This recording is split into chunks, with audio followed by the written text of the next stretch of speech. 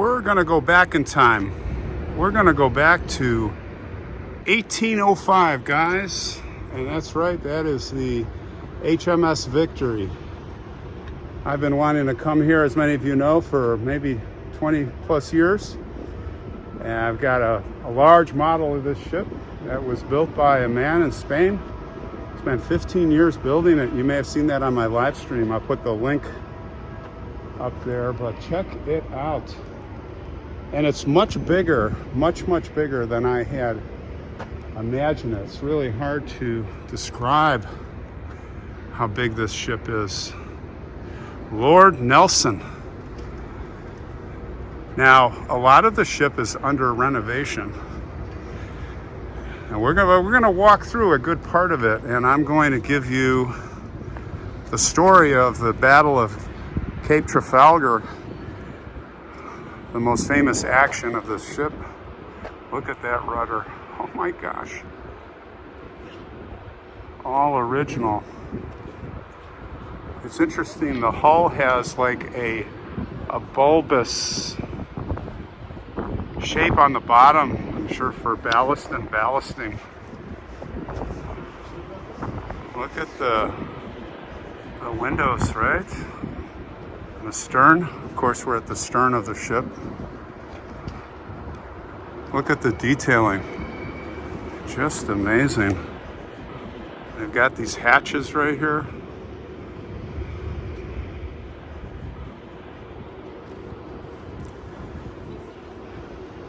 They've got looks like the gas lanterns in there are going. Well, HMS Victory was a first-rate ship of the line, 104 guns, designed to hold as many guns as possible. Basically, this is a mobile gun platform, folks. On the lower deck, we have 32 pounders, middle deck 24 pounders, and the upper gun deck 12 pounders. She was launched in 1765, commissioned for service 1778 in March, and boy, this ship has a lot of rigging, 27 miles of rigging, and 4 acres of sail. You can really see the profile here, how the hull comes out. Well, we're going to talk about Lord Nelson in 1798. Admiral Horatio Nelson became Baron Nelson of the Nile. He won, Napoleon lost there on the Nile, thrown out of Egypt. But this ship is going to be known for the Battle of Cape Trafalgar. And let's go inside, take a look. We're going to go to the place where Lord Nelson was shot. We're going to go to where he died. And I'm going to take you to the front of the ship where probably the most dramatic initial moments of the battle happened. But yeah, we're at the ports of Portsmouth. There are several ships here you can look at. And I'm going to be expecting to bump my head, so get ready to hear me screaming. In fact, well, I'm going to turn my hat backwards. That'll help me a little bit with my tall man radar. All right, we're entering one of the decks here. And on the left, we'll see the actual timbers of the side of the ship. Looks like stripped away. Isn't that an interesting detail? And I guess the horizontal sheathing would be put over that. That's more the structural. Look how thick that is, right? Okay, here we go, guys. Here we go. My neck is gonna be really sore because when we go to the lowest level, it's really crazy. So yeah, Britain went to war with France. and they had the Spanish. And it was the Spanish and French against England, who had a coalition with Russia and Austria.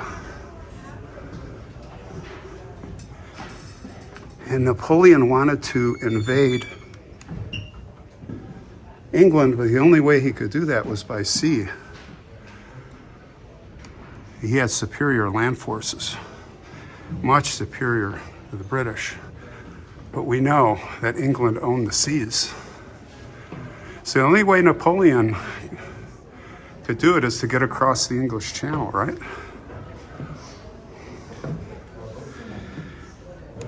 So he said, well, he devised a plan with his admirals to put all their ships together. Now their ships were spread out all over Europe, some in the new colonies and South America. So the initial ships set out for the West Indies, the French and Spanish coalition.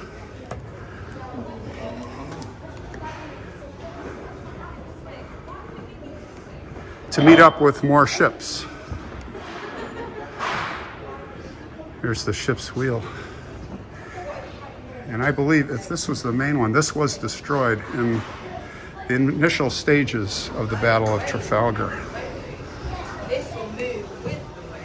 But they have a redundant wheel below. I'm betting most of these ships did, in case that happened. So here we see, in more of a skeletal form, the inner wall. And I believe we are, I think we're on the quarter deck. I have to,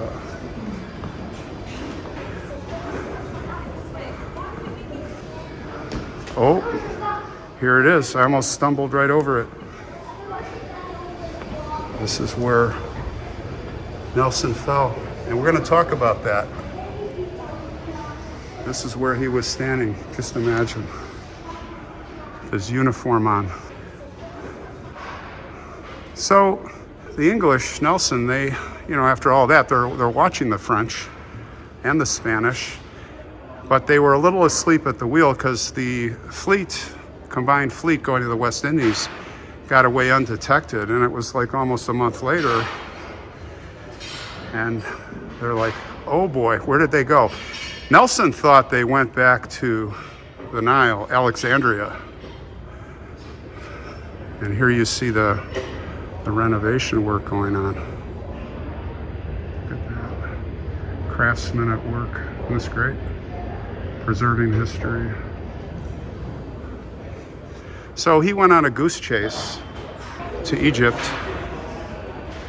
And when he finally figured it out, because they had frigates, and this is how it worked back then, not just the English, but they all had frigates, and the frigates were faster and they would relay messages. So the fleet was spotted.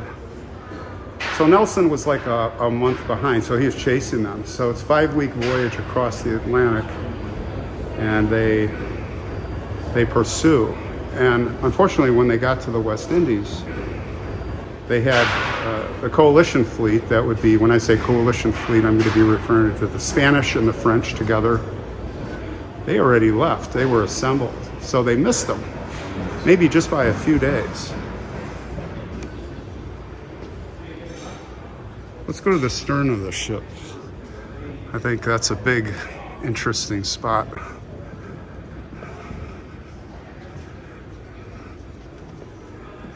But luckily, Lord Nelson sent out a dispatch ship, a very fast-moving ship, and that ship caught up and happened to spot in the distance the combined fleet. So they reported back, and the chase was on. And they reported, hey, they're not heading back to port. These ships had all left the Mediterranean. They're on a more northerly course. So that had Nelson and everybody very alarmed that they're heading to maybe the English Channel. They weren't yet, but they were worried about that.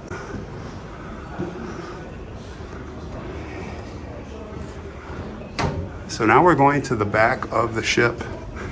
This would be officers' quarters. Looks like a coffin bunk.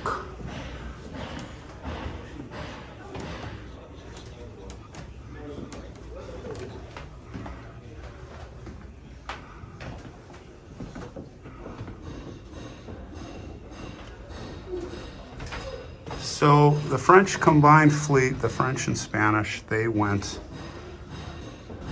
to Spain. There's a big harbor there. They could hide out because they knew they were spotted. In fact, there was an engagement before they got there.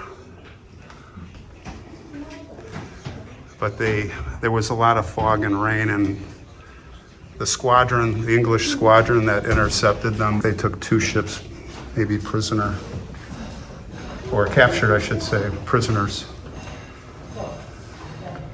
But the rest got away. And they were hanging out there. Now Napoleon, he got really mad at that. He's like, he got so mad that he exploded, and he threatened the admiral, the French admiral, that he was going to be deposed. He was going to be replaced. In fact, Napoleon was quoted as saying he can't even command a frigate. Now it's interesting. Look at this. I can't even stand straight up. And this is the higher. So wait till we get to below decks. Crazy.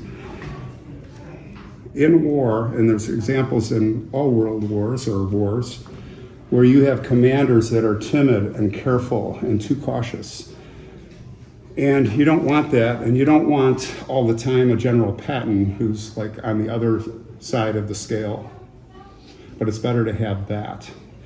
Like, for example, in naval, World War II, the U.S. fleet, Admiral Halsey replaced the timid admiral, and thank God he did, because the guy wasn't doing anything. He was hiding out. And that's what this Admiral Villeneuve was doing from France. He had actually come up through the ranks, and he really actually didn't even want the position. Admiral Villeneuve even wrote to his superiors and said, "I'm not after glory. I just want to do good work." Look at the size of that cannon. So he's sitting there and he's shocked into action. He has to depart. He has no choice. Looks like an old stove over here or something. Yeah, look at that. Look at that. Never seen one like that. So he sails south and he's trying to get to the Mediterranean. Napoleon is attacking Russia and Austria, allies of the English, and he wants support. He's trying to get down there, but he's trapped. So what does he do? He picks a day. There's almost no wind, and he decides to sail. And the English are out there watching. So now we're heading to a conflict. He doesn't really know it. I don't know what he's thinking, Villeneuve. So he's out on the coast, and the English see, and they just start closing it. They start closing it.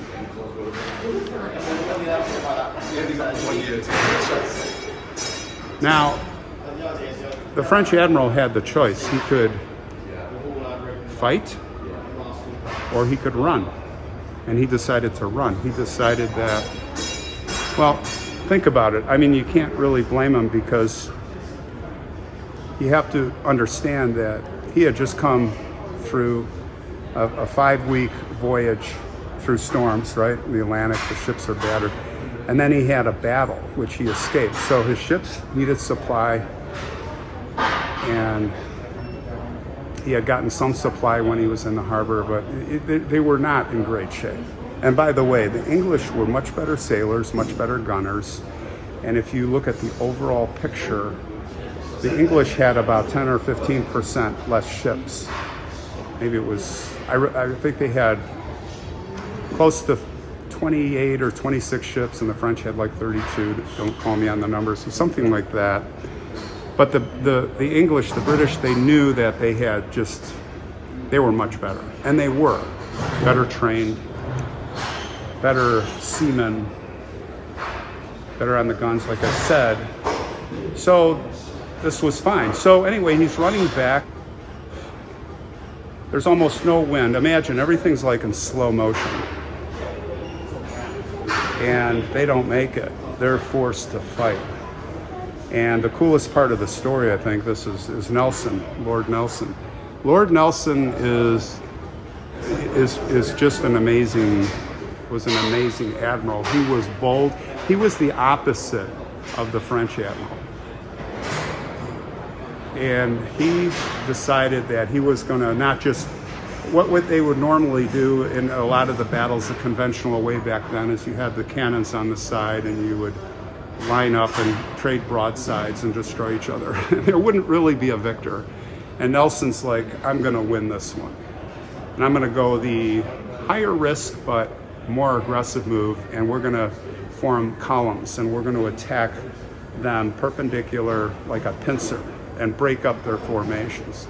Now, when the French and Spanish fleet, the combined fleet, turned around and were running back at like walking speed. I mean, the wind was like you could do 3 knots. Imagine just a little more than walking speed.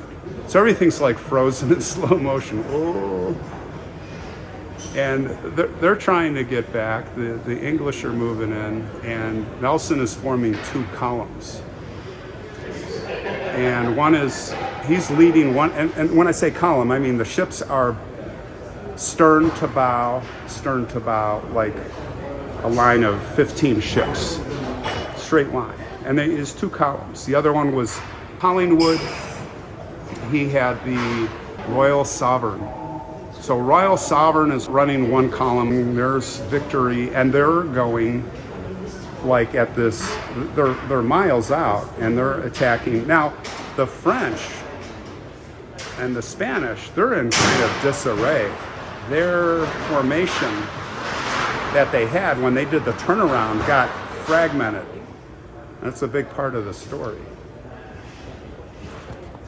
So they were already on the back foot. All right, we are going to head to the bow of the ship.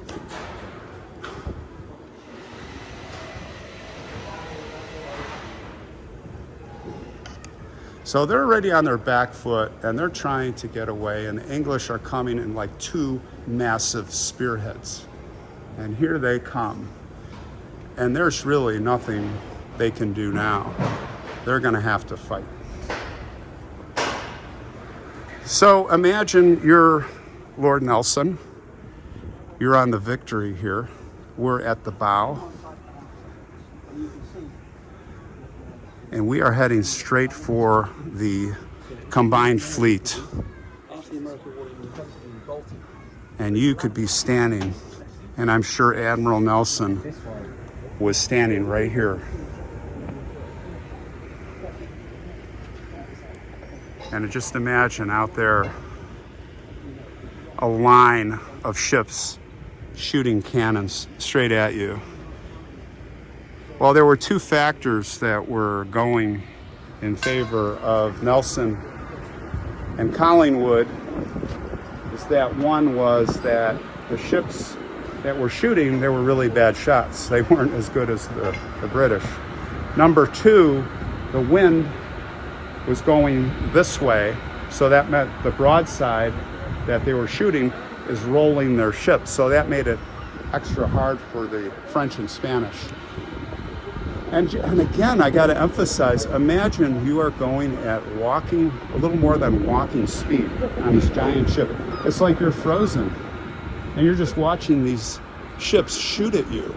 Now, the bow of the ship or the stern, it's the narrowest side. So that's the 3rd factor that's good. But Nelson was taking punishment, and so was Collingwood. And the ships behind were watching, and they loved their admiral. So 2 of the ships came up alongside, and Nelson's like, no.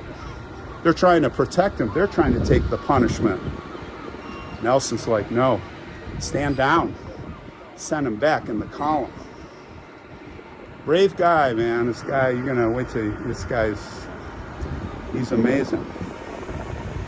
So they finally get closer and closer, and you can just imagine you are here and you are just getting punished.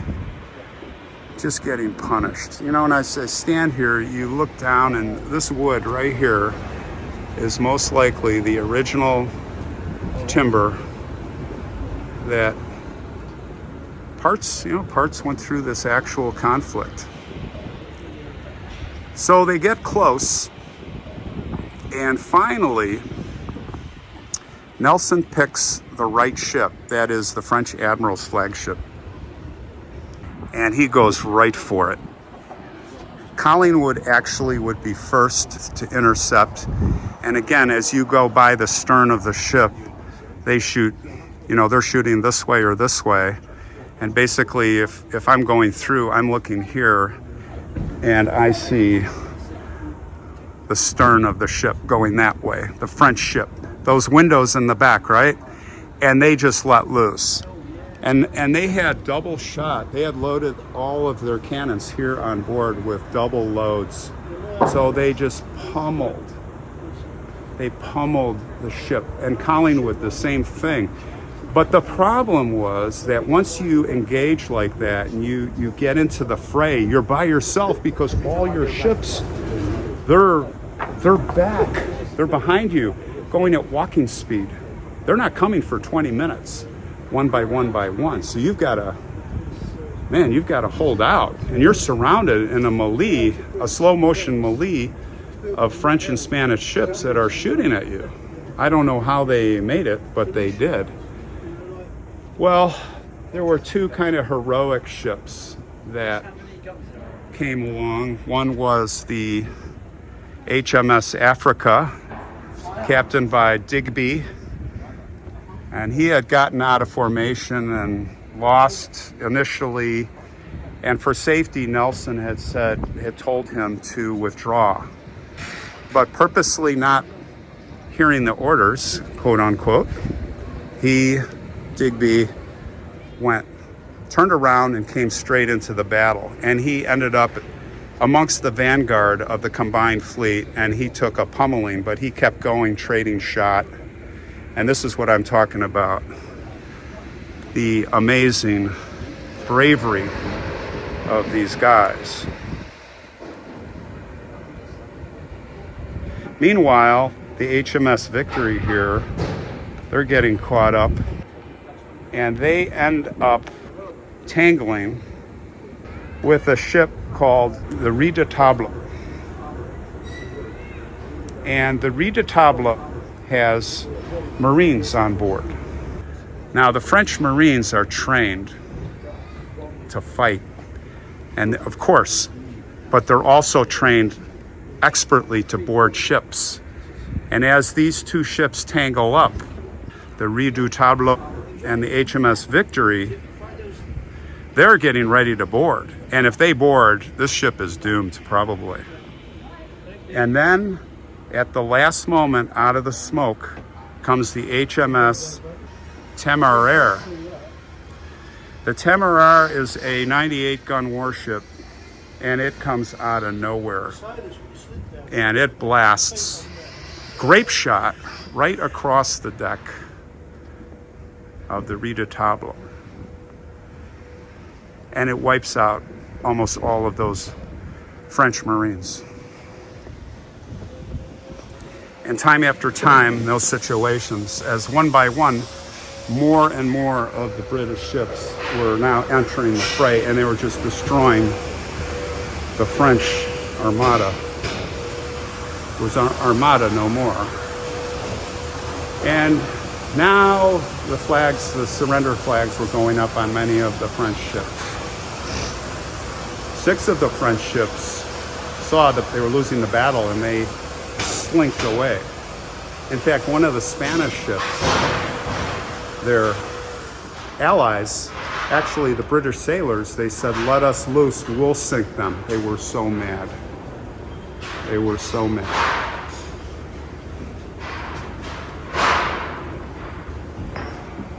the battle would continue until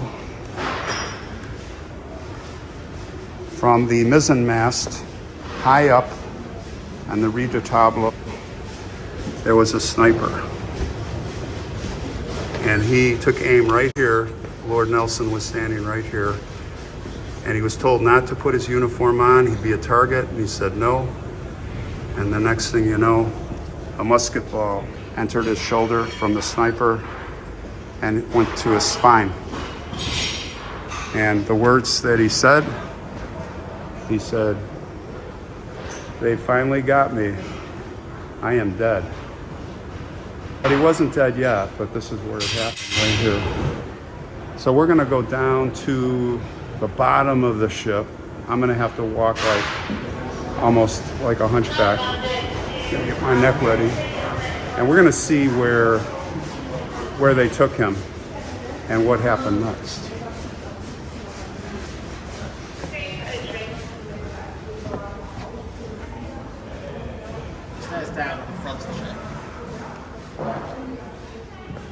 All right, we got to go down to the front of the ship to get down there. I think we have to go 4 levels down.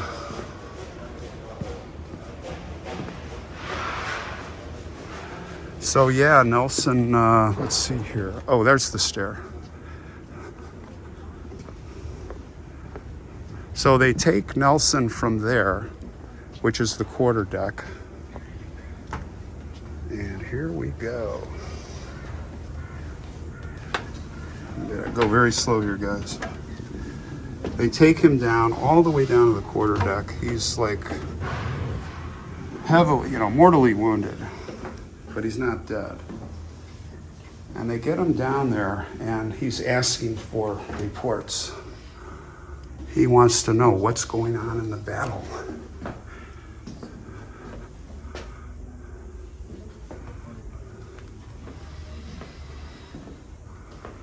And they're telling him we're winning.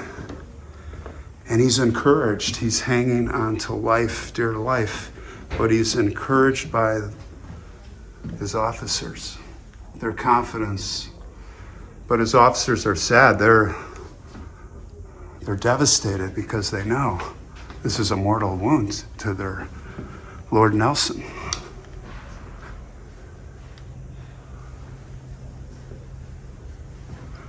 Boy, it's great they're doing renovation. This country's amazing, taking pride in their history. You have to love England.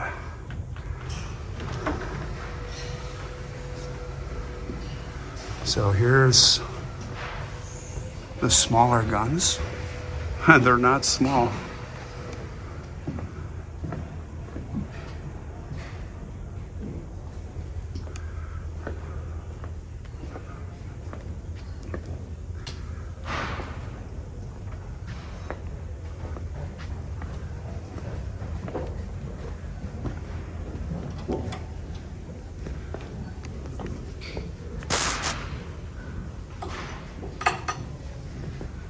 Look at that. You always see this in the movies.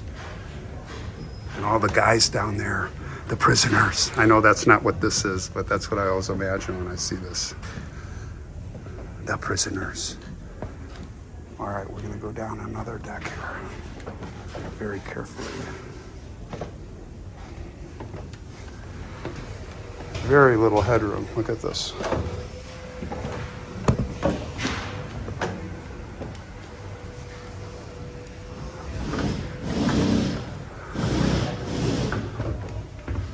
Here's the capstan. This is where they would bring up the anchor. They'd put the big wood in there and push all the men. And that's how they would, below there would be the reel for the anchor chain. All right, down we go again, guys.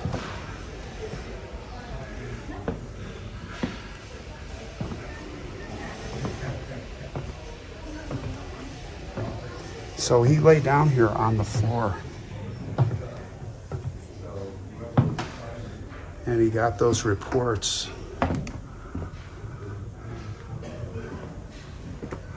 but he was fading. Look at this.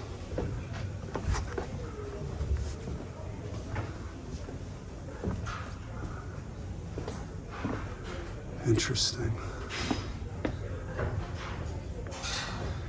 All original stuff here. Look at this.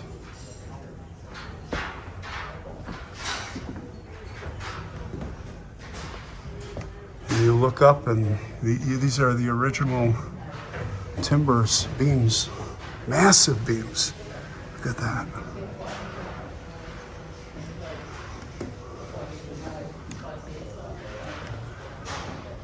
And the hammocks.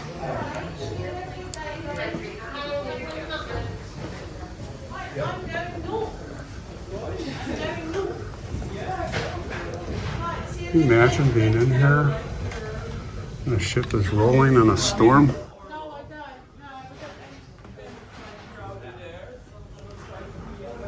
Not for me.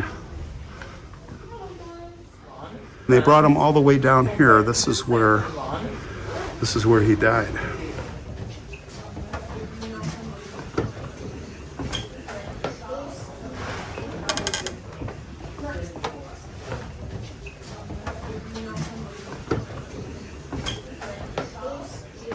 This is where he died.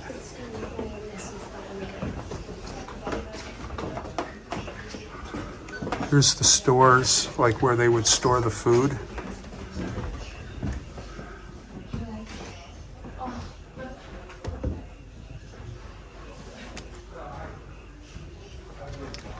It's neat, they have these things you can just clip, listen. So all the storerooms. Now we're deep down below, and it is, I'm like almost getting on my hands and knees.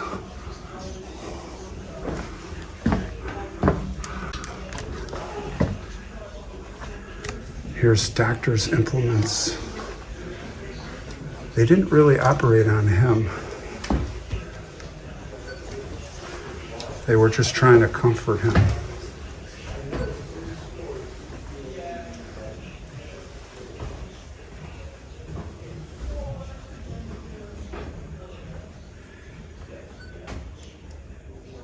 Near the end, he said to his friend, Captain Hardy, his dear friend, he said, "Take care of my dear Lady Hamilton."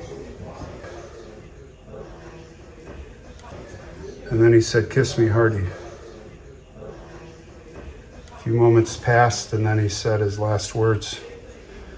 Notable were, "Thank God I have done my duty." Soon after he took his last breath. I was at the museum. I'm going to sit down here for a second, tell you guys.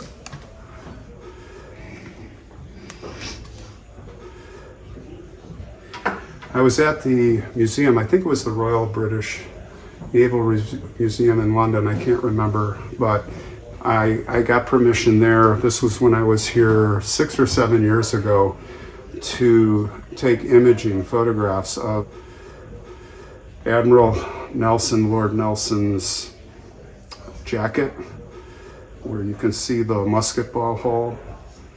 I think it was in, from what I remember, the left shoulder. But we'll see. I'm going to show you the pictures here. And then his bloody stockings. They're like white cream stockings with this blood all over. So I'll show you those pictures.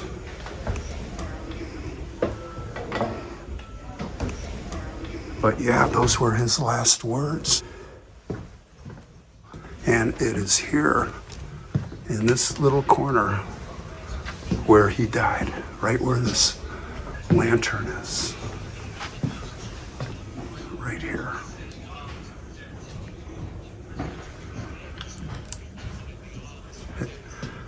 Yeah, this is where it happened, guys.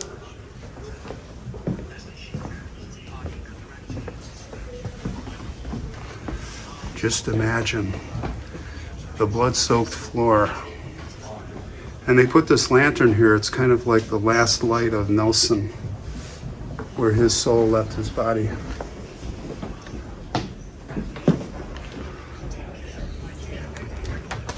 Very sad.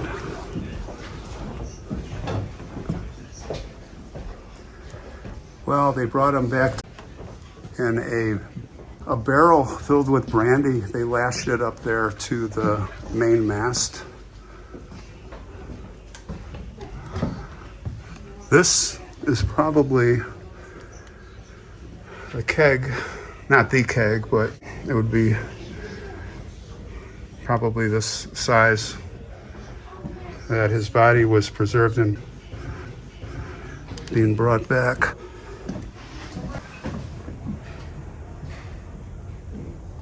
Well, it took 4 weeks for the news of the terrible loss to reach Napoleon. He was en route to what would be his great victory against the Russians and Austrians. The Battle of Trafalgar here was one of the most massive victories in naval history, which ensured Britain's dominance over the seas during the rest of the Napoleonic era. Napoleon had to look for other ways to beat Britain, and it would lead him on a path to his own ultimate destruction. So, that's the end of our story. You know, one interesting fact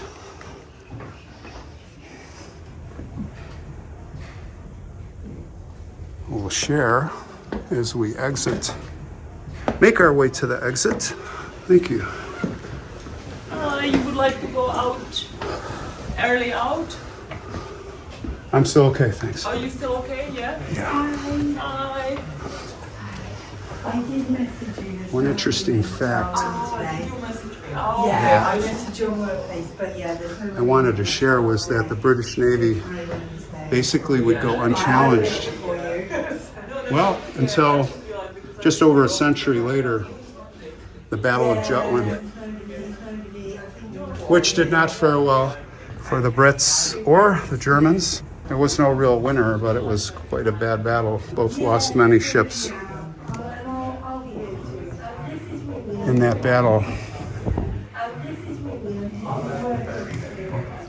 But they would go unchallenged. That would be the first time that they would be challenged. All right, I'm like sweating because it's hot in here. I feel like one of the sailors.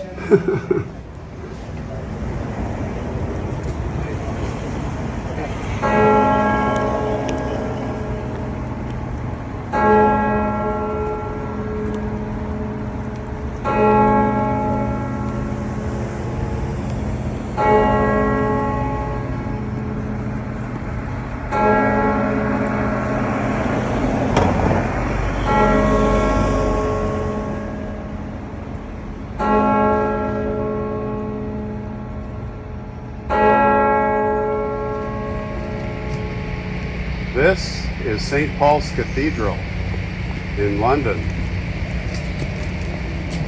A very important place. Very interestingly, although this was completed in 1710, it took about a half a century to construct.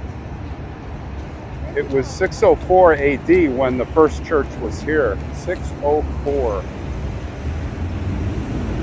And Christopher Wren was the architect, leading an architect. Wow. Can't wait to see inside.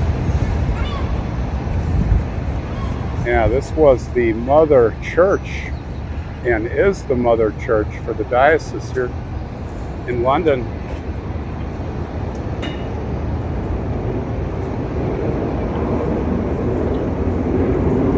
Well, it's about 7:30, so we are going to wait till 8:30 until they open, and then we'll have a look inside. What do you think?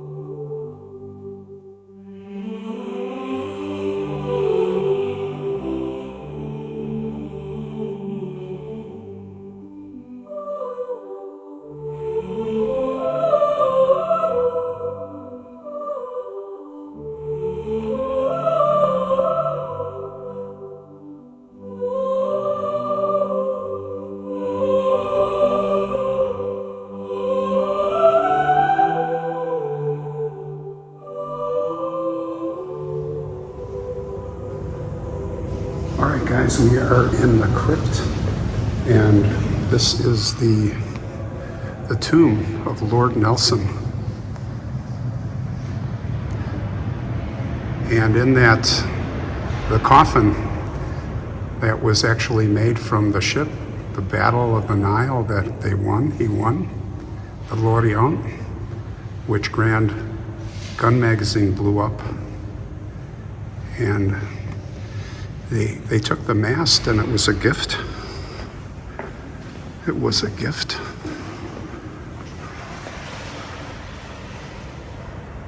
It was his request that his coffin be made from that. It's just amazing. Look at it.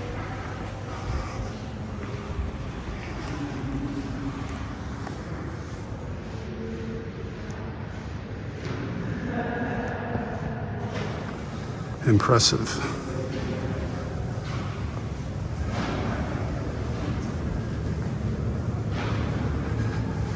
Well, rest in peace, Lord Horatio Nelson.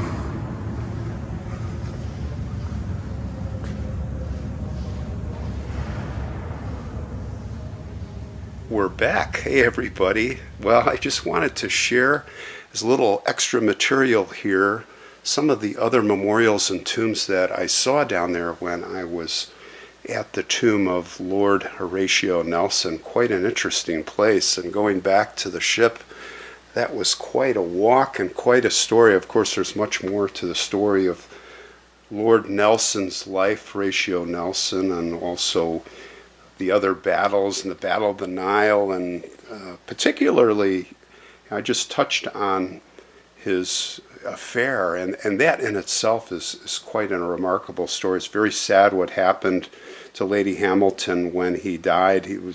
They couldn't be married, of course, but they were lovers, and they were almost recognized as husband and wife. They had a daughter together, Horatia, named after Horatio, and it's really sad because the Admiralty turned their back, and the English, everybody, the government, they turned their back on her. And from what I understand, as I was doing some reading, she died in poverty and alcohol, and her daughter Horatia disowned her, and just a very sad end. And that was all that Lord Nelson cared about, was her and her well-being. And he imagined all the sacrifices that he made, that she would really be taken care of. So that was a sad note.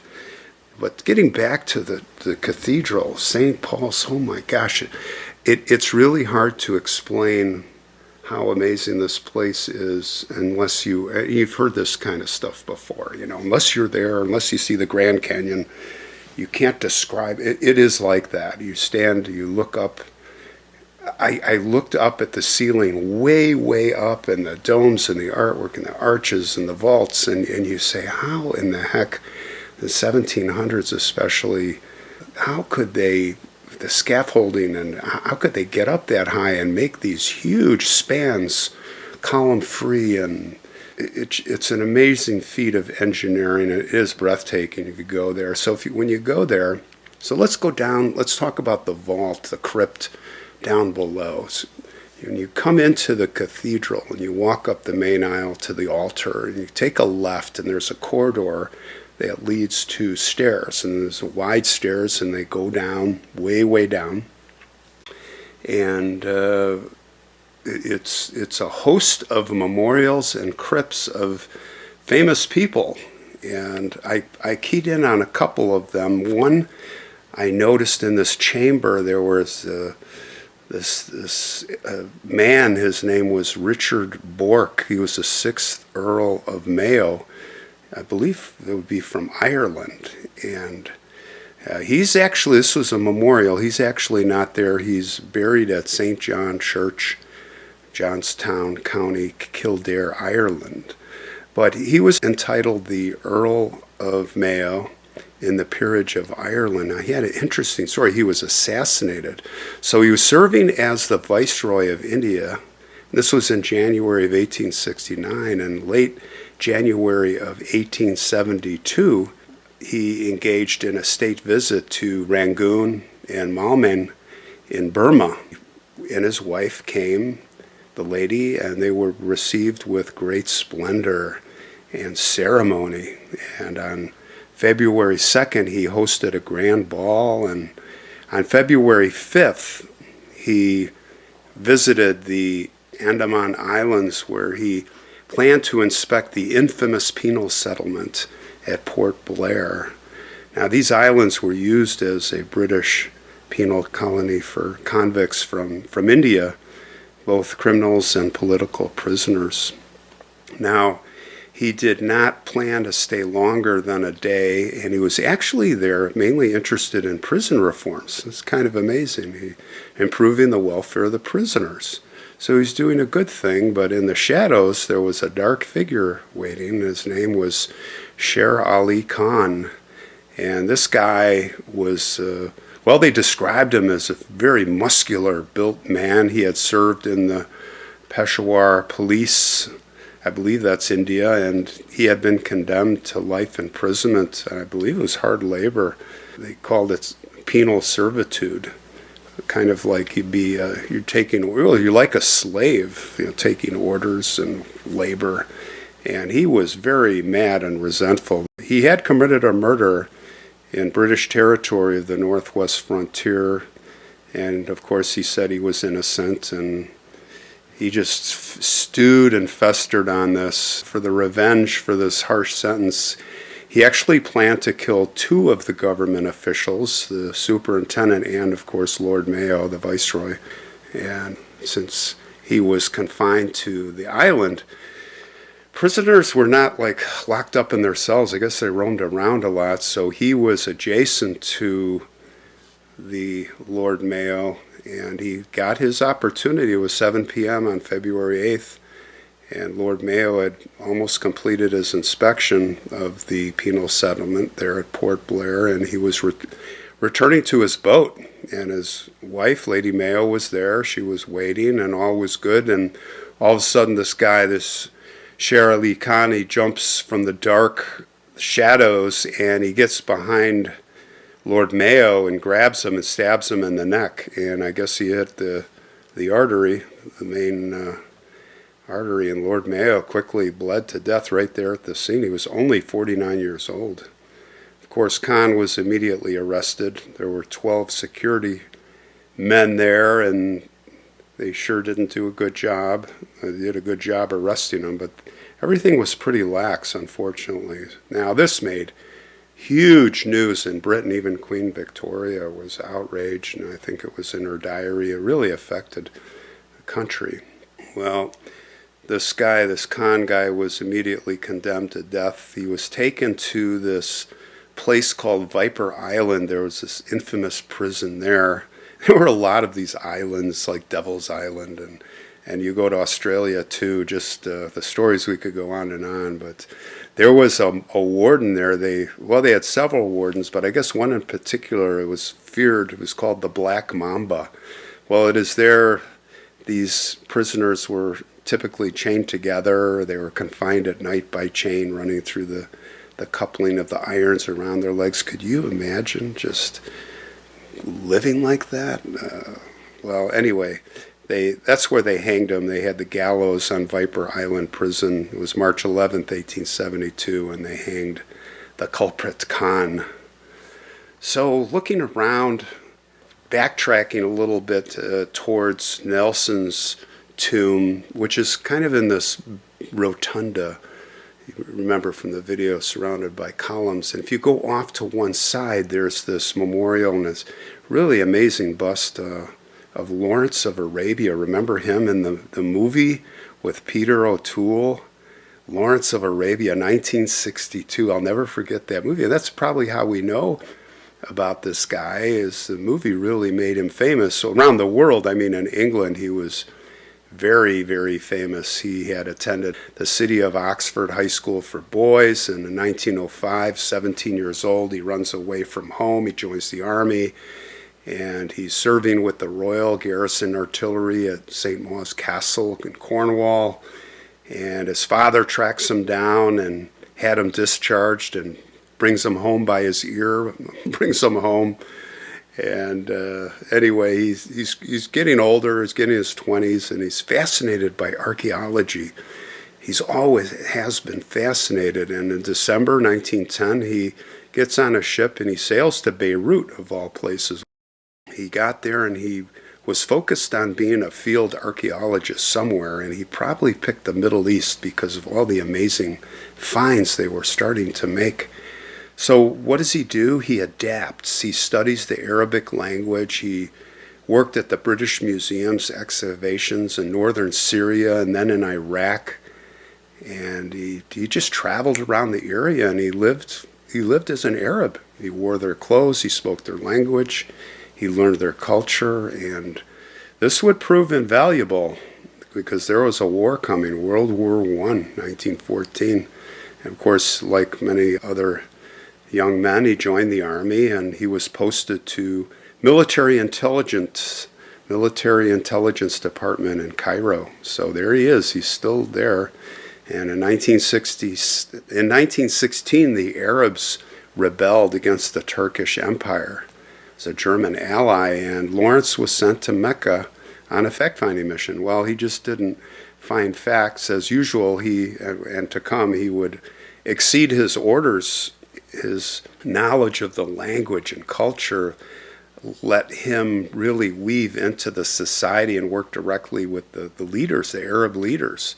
And he convinced them to work together and, in their revolt, aid the British interests. So he got them all coordinated. And in the process, he tied up the Turkish troops, having them guard long stretches of railroad tracks. They were attacking the Arab forces and terrorizing them, and really fouled up the Turkish mission. So he was promoted to major after that, and then he organized the Arab attack on Damascus, and in 1918 he was promoted to lieutenant colonel. So this guy was going up and up. 1921, now his exploits are starting to be discovered, and the press, the newspapers, they're printing, and there's just a media frenzy about him. And when the British attempted to govern Iraq, the Arabs revolted, and Winston Churchill himself called on Lawrence, and he said, "Come with me, let's go down there. You'll be my interpreter and my eyes, my ears." And actually by 1922, the two men had achieved a settlement together. So now this guy, Lawrence, is really famous. They're going crazy. Now he's trying to get away, so he's a quiet guy. He's reserved. He doesn't want the fame, which is pretty cool. So he joins the RAF under an assumed name, a guy named Ross. He's trying to avoid the hounding of the media. But they find him. They discover his name change, and that forced him out of the RAF. So he enlists in the Royal Tank Corps under the name Thomas Shaw. But he didn't like tanks, so he transferred back to the RAF rather covertly in 1925. He ends up writing a book called Revolt in the Desert, and this just puts him on even another level. It was published the next year, and now the public interest was so intense, he had to be transferred to a remote base in British India, and he stayed there until 1928. He stayed in the military until 1935, and in 1935 he retired. He moved to Dorset, England, and sadly, just a couple of months later, he was on his motorcycle and he was thrown.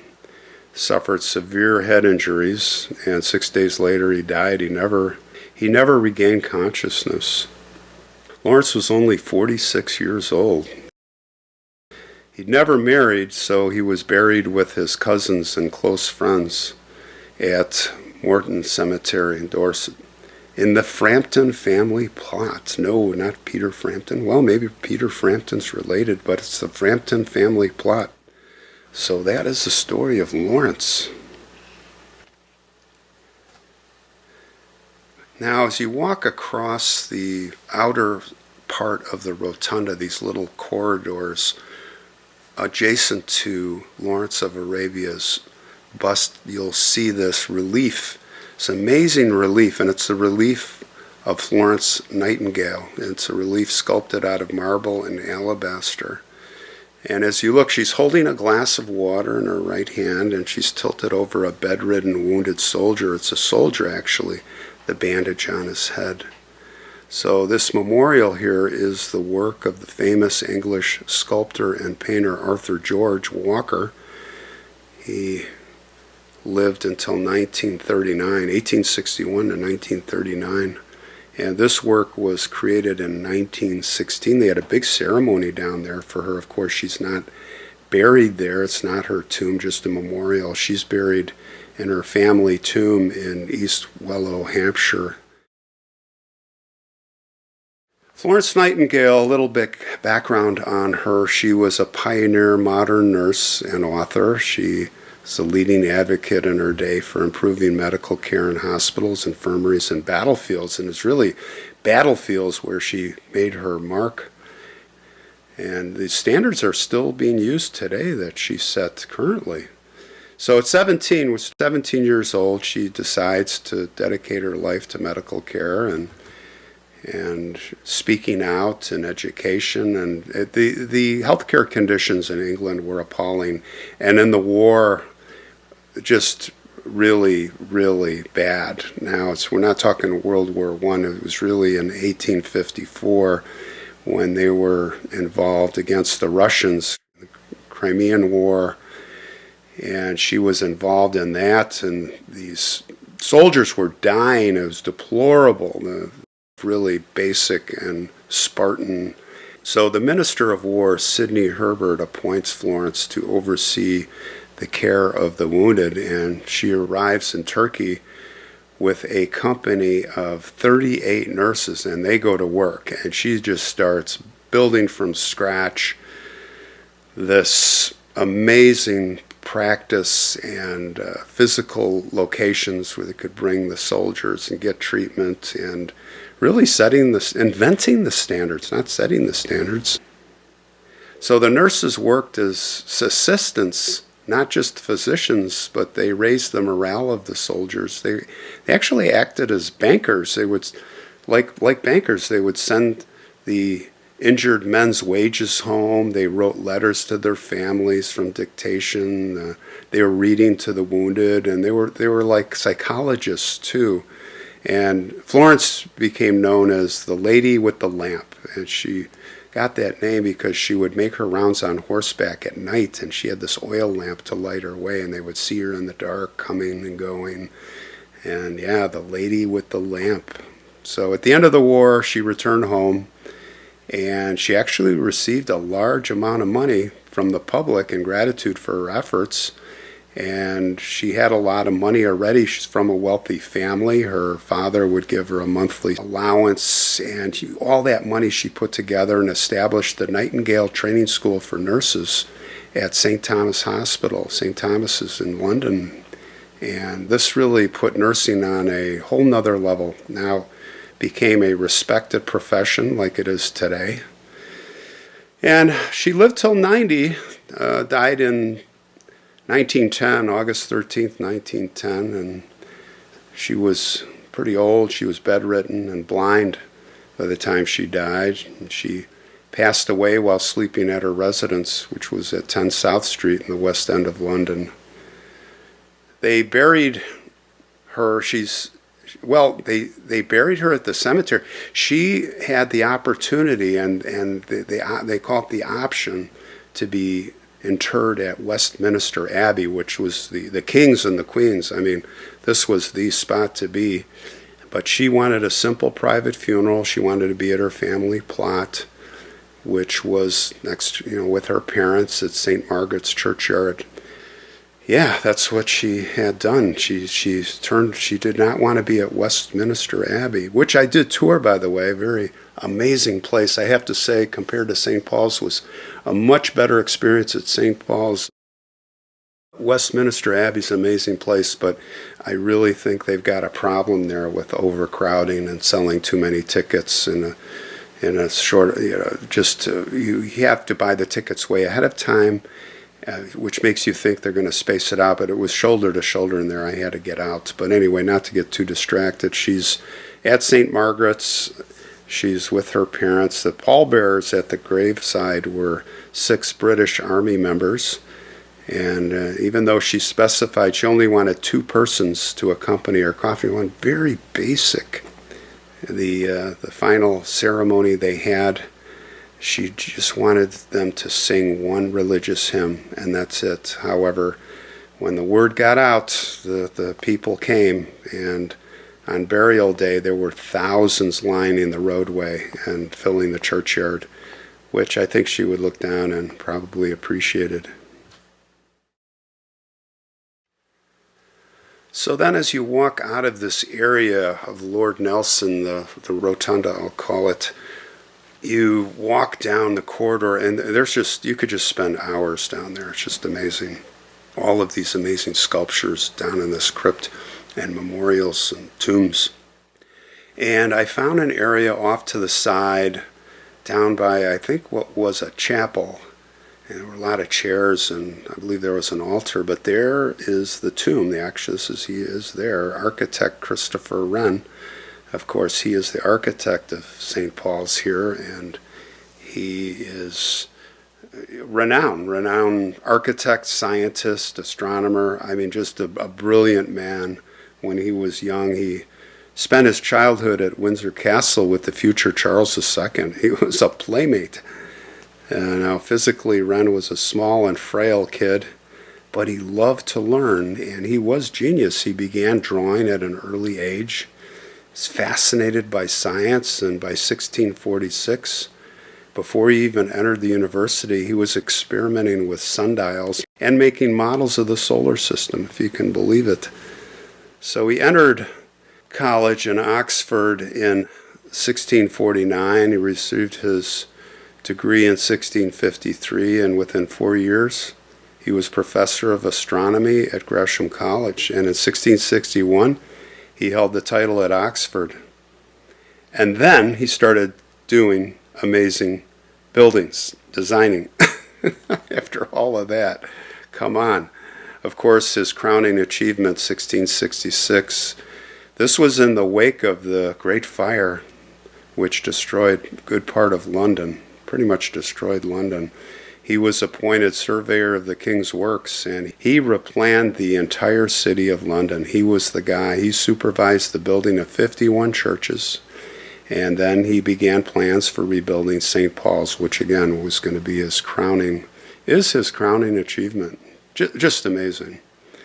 Now, the building of the cathedral began in 1675 when Christopher Wren was 43 years old, and was completed 12 years before his death. So, like I said, almost half a century, if you will. He died, Christopher Wren, after catching a chill. He was traveling to his London home. He was 90 years old, and it was probably pneumonia or something that ended his life. Yeah, he was the first person actually to be entombed here at St. Paul's. And of course, his greatest known work, his tomb reads on this big slab. One of his close friends wrote of him, said he was loving, gentle, modest he was as a boy, and the famous architect possessed these qualities still. In a corrupt age, all testimony leaves him spotless. And that was the quote describing Christopher Wren. Then, walking down the hall, I found this grand tomb, almost as grand as Nelson's. You could call it as grand as Nelson's, in his own kind of rotunda, call it a chamber room. The Duke of Wellington, Arthur Wellesley, first Duke of Wellington. Just an amazing story. I mean, this is the guy who beat Napoleon at Waterloo. I mean, how much bigger does it get? And he is entombed here, like Nelson. This is not a memorial. This is where he is at. Well, we go back to April 1814, and was that's about almost 10 years after Lord Nelson's death, to give you a perspective. And for 10 years, right, Napoleon has continued to rule France and just pick fights and wage war, trying to conquer the world. And 1814 finds him a prisoner on the island of Elba. A coalition of his enemies had defeated him. Of course, England and many other countries got together. But France, they say they don't want him back. I mean, the new leaders, the aristocrats, but the people, they quietly want him back because things are. It's the monarchy of Louis the 18th now, and it's like going backwards, like what they had the French Revolution 25 years before, and that's what they were trying to get away from. These rulers of excesses, they're right back to where they started. So the word was sent. Napoleon gets the message, and he's like, yeah, like let's. He escapes or he leaves. He sails back to France, and of course they sent troops to arrest him. And what do the troops do? They rally to his side, and he's back in power. He's building an army now, and as the momentum builds, now the French people in general, they all rally, and he's back in power. So the coalition, they were squabbling over splitting up lands and conquered lands, and they're squabbling and having all these discussions, and they can't agree, and now they're like, oh, time out to that. We got to get back on this Napoleon guy. And so you get Prussia, you got Russia, you got Austria, England, and you have smaller countries. Well, you have Spain and Portugal, Sweden, Ottoman Empire. All these countries are getting together. Basically, everyone in Europe against Napoleon, against France. And Napoleon's smart. He's all developing, and he knows, and he's like, I gotta act fast before they get their act together and they all get coordinated. So he devises to strike first, and he picks the closest armies that are within range there to attack. And who would that be? Well, that would be Prince Blucher's Prussian army and our friend Duke Wellington, his Anglo army, who was camped at the time in Belgium. So the first troops he runs into, of course, is the Belgians, and he punishes them, he pushes right through them, and he actually almost killed the prince, who almost got captured. His horse was killed from under him. So now Napoleon focuses on our friend Wellington and his army. Now, Wellington's smart. He retreats to an advantageous position north to a place that's about 8 miles south of Brussels, a place called Waterloo. Have you heard of it? Waterloo, yep, that's the place. And it's rainy weather, it's summer rain, and the ground is soft. You know how that can be a problem for infantry. So he puts his army up on an advantageous ridge, slight ridge, not a big hill or anything, but this would make it harder for the cannons to fire because he knew Napoleon had a bunch of cannons. Now Wellington knows that his ally Blucher will join him to reinforce the next day. He got word. Blucher was tangling with a couple of regiments of Napoleon's army, and Napoleon thought that those guys would just get, destroyed, but Blucher was, holding his own, and they lost a lot of troops, and they didn't win, but they were a big part. He saved his army, and he was circling back on the flank to support and reinforce Wellington, but he wasn't there yet. So the confrontation is taking form because Napoleon shows up and he lines up all his cannons, and it's like two big lines. Napoleon he tries a trick, and he sends a couple of flanking maneuvers. They were feigning flanking maneuvers, but Wellington, were off on the side, and Wellington kept his cool. He didn't send his reserves or reinforcements to back them up. He just said, no, those guys are going to have to defend, and they did. And they didn't repulse, but they neutralized that feigning flanking maneuver. So Napoleon decides, I'm just going to thrust forward in a main attack, and we're going to destroy Wellington. So they charge in, but Wellington is ready. Then Blucher's forces start to arrive, and he's disrupting Napoleon. And the French cannons now, it's the French cannons. Napoleon unleashes those cannons, and it's having an effect on Wellington's army. They're getting knocked. The formations are getting decimated. If this were to continue, he'd wipe their army out. But Napoleon, he wasn't paying attention to Blücher. He was getting some distraction there. Blücher's forces that were flanking in little by little. He figured, oh, it's just some rabble, just some small groups. He didn't know that he had a large part of his forces were infiltrating. And that was distracting. So Napoleon's like, okay, now's the time. And he rolls the dice and he sends his best and top troops in, the feared French Imperial Guard. He says, charge! And there were 3,000 of them. And that was a huge mistake. And Wellington meets them with this amazing disciplined musket volley. Again, 4 volleys, devastating effect. And these guys, this is their Imperial Guard, right? The bravest, the best. Well, after that happened and they were neutralized and they're standing there, what should we do? They see the Allies fix bayonets for a charge. So what do? They run back to Napoleon like scared rabbits. And all the other Napoleonic, the French troops, they see this and they're in confusion and they're like, are we going to surrender? And this was the moment. Wellington knew it. He seized the moment and he ordered a huge advance. And with Blücher's Prussians on the flank, killing and capturing French troops left and right, panic really breaks out among Napoleon's men, and they all just flee the battlefield. And that's it. The battle is over. And it's kind of funny. Napoleon, who was sitting in his carriage the whole time, his war carriage, he gets on horseback and flees. And Wellington and Blücher win. And the quote from Wellington on the battlefield, he looked at Blücher, he goes, a damned near run thing. Not sure what that meant. A damned near run thing. Well, it was an immense battle. There were close to 50,000 men that were killed or wounded. And of course, there was almost no medical care. There was no Florence Nightingale. Many of the wounded were left on the battlefield for several days. Can you imagine, just slowly dying, suffering? Well, Napoleon was utterly defeated and unable to raise another army.